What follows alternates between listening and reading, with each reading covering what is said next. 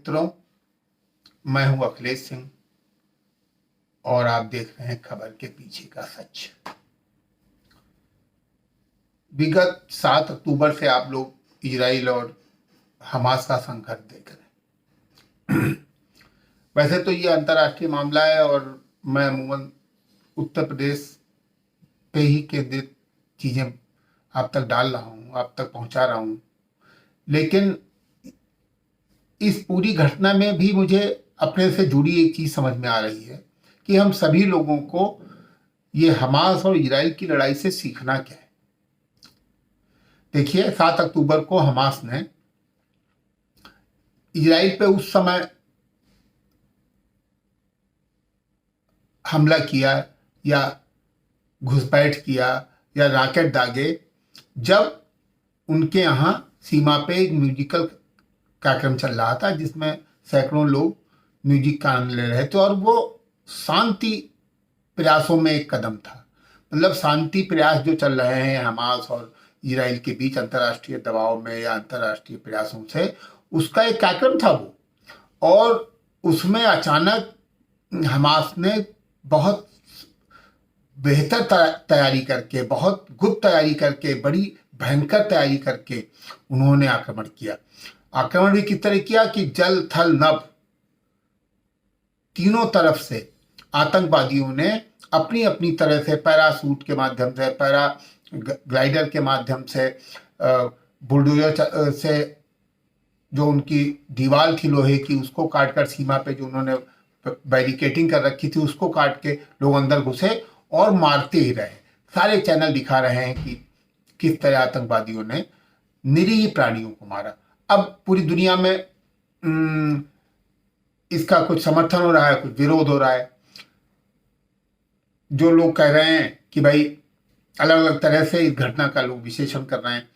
मैं इस घटना का विश्लेषण नहीं कर रहा हूँ। इस घटना का विश्लेषण मैं अपने हित में कर रहा हूँ, आपके हित में कर रहा हूँ कि इस घटना से सीख के हमें क्या करना है।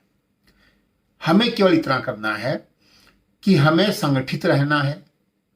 हमें देखिए, इस पूरे घटनाक्रम से एक चीज समझ में आ रही है कि अगर इजराइल में सरकार दमदार ना हो, अगर इजराइल की सरकार अपने नागरिकों के प्रति बहुत ज्यादा कमिटेड ना हो, उनकी रक्षा के लिए प्रतिबद्ध ना हो और सरकार सक्षम ना हो, सरकार ताकतवर ना हो, तो आप कितने भी लिबरल रहें, कितने भी धनवान रहें, आपकी कोई चीज नहीं है।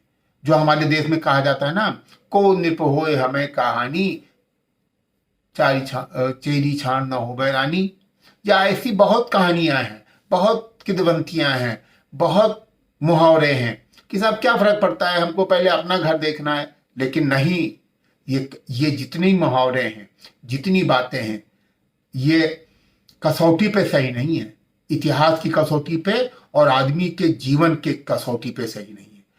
आपके लिए, हमारे लिए सबसे जरूरी है ऐसी सरकार जो आपकी रक्षा कर सके, जो आपकी अपनी सरकार हो, आपके प्रति कमिटेड हो। मित्रों, अगर इजराइल में इस तरह सरकार होती जो लिबरल होती, जो तुष्टीकरण करती, तो आज इजराइल का क्या हाल होता।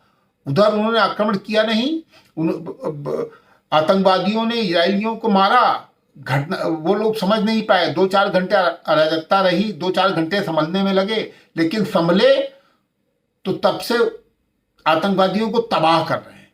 आज आप देख सकते हैं, आपने 2014 के बाद अपनी पसंद की सरकार दी है जो राष्ट्रवादी है।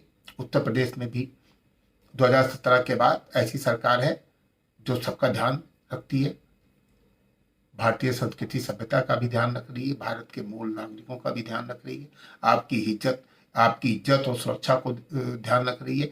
आर्थिक विकास तो जब सरकार ठीक होगी, जब शांति व्यवस्था होगी, जब कानून व्यवस्था होगी, जब आतंकवाद नहीं होगा, जब जनता के विकास की बात होगी, तो आर्थिक विकास भी होगा।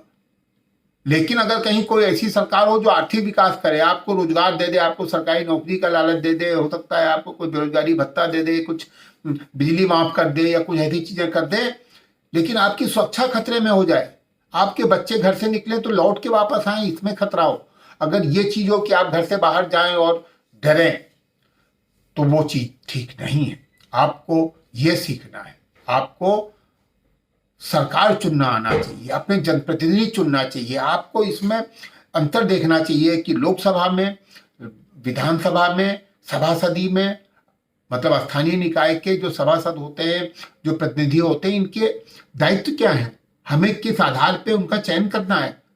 लोकसभा में हमें मजबूत सरकार देनी है जो देश की सीमाओं की सुरक्षा कर सके, जो दुनिया के तत्वों से, दुनिया के अराजक तत्वों से, दुनिया के विस्तारवादी तत्वों से, दुनिया के सांप्रदायिक तत्वों से आपकी रक्षा कर सके। और जब प्रदेश की सरकार चुनेंगे तो उसके मानक अलग होते हैं। प्रदेश की सरकारों के चुनने का मापदंड, उनको कसौटी पे तौलने का मापदंड अलग होता है। कौन कितना विकास कर रहा है, कौन जाति धर्म से ऊपर उठ के सबको समान ध्यान दे रहा है, जो चिकित्सकीय व्यवस्था, जो रहन सहन, भाषा, देश, समाज, भाषा, इन सब चीज़ों का ध्यान रख सके। और जो सभासद का काम है वो स्थानीय निकाय, स्थानीय स्तर पे वो क्या विकास करते हैं। मित्रों, हमारे यहाँ क्या होता है कि हम लोग गलती करते हैं। इसलिए मित्रों, ज़्यादा तो कह रहा नहीं, हमारी सबकी सीमाएं होती हैं, लेकिन आप ये समझिए, इस युद्ध को हम सभी लोगों